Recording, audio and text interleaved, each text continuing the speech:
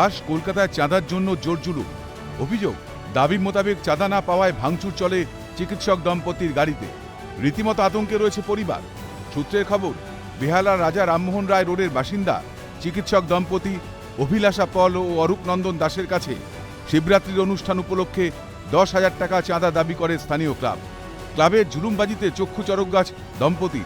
কোনো মতে 1,000 টাকা দিতে রাজি হলেও মানতে নারাজ ক্লাবের সদস্যরা।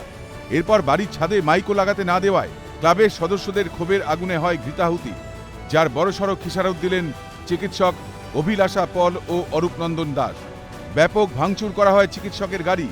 ক্লাব সদস্যদের এমন দুষ্কৃতির মতো আচরণে আতঙ্কিত চিকিৎসক পরিবার।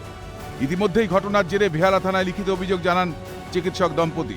শুরু হয়েছে পুলিশি তদন্ত। কত টাকা চেয়েছিল আপনার কাছে? 10,000 টাকা। আপনি কত টাকা দিয়েছিলেন? 1,000 টাকা। এই 10,000 টাকা দিতে পারেননি বলেই কি এই ঘটনা? হ্যাঁ, 10,000 টাকা দিতে পারিনি বলেই আমার মনে হয় ওর জন্য এটা হয়েছে। আমি নেক্সট ডে ওদেরকে বলেছিলাম 4টে লাউডস্পিকার আমার বাড়িতে লাগিয়ে দিয়েছিল। প্রত্যেক বছরই লাগায়, পুরো 24 ঘন্টা চলতে থাকে, বাড়িতে থাকা যায় না সে টাইমে। ঠিক আছে, পুজো আছে, আমরা মেনে নিই। এবারে আমার মা খুবই অসুস্থ আছে, ওনার ব্রেন টিউমারের অপারেশন হবে। আমার বাবাও অসুস্থ আছে, ওনার পেসমেকার বসানো আছে। আমি বলেছিলাম এখানে 4টে লাউডস্পিকার লাগাবেন না, কোথাও অন্য জায়গা লাগাবেন। এত গাড়ির মধ্যে শুধু আমার গাড়িটাকেই টার্গেট করা হয়েছে। আমার গাড়িটা পুরো ইট দিয়ে ভেঙে দিয়েছে কাঁচ, এখানে একটা গালাগাল লিখে দিয়ে গেছে।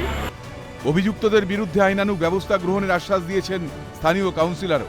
দুষ্কৃতীদের খোঁজ চালাচ্ছে পুলিশও। কিন্তু একই ঘটনার পুনরাবৃত্তি কেন ঘটছে বঙ্গে? কেন বারবার ক্লাবের দাদাগিরি সহ্য করতে হবে আমজনতাকে? ইদানিংকালে এই ঘটনা এতটা বেড়ে গিয়েছে যে মানুষ আতঙ্কে ভুগছে সর্বদাই। তবুও যেন হুঁশ ফেরে না প্রশাসনের।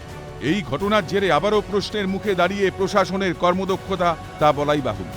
রাজীব নস্করের রিপোর্ট, ক্যালকাটা নিউজ।